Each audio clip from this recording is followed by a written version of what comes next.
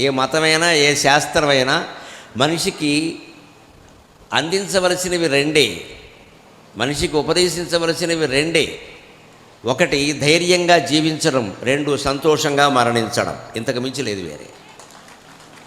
ఏ మతమైనా ఏ శాస్త్రమైనా మనిషికి ఇవ్వవలసింది రెండే, మూడోది ఏం లేదు. ఒకటి ధైర్యంగా జీవించడం, రెండు సంతోషంగా మరణించడం. మనకి రెండూ తక్కువే ఈవేళ. ఆధునిక జీవనంలో మనం చెప్పుకోవలసిన మనం ధైర్యంగానూ బతకలేకపోతున్నాం.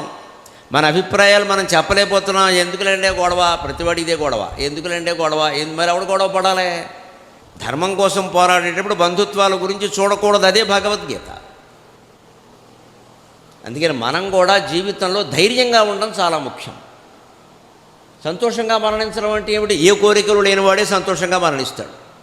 ఏవైనా కొన్ని చిన్న చిన్న కోరికలు ఉన్నా కూడా వాడు సంతోషంగా మరణించలేడు. 90 ఏళ్ళు ఉంటాయి.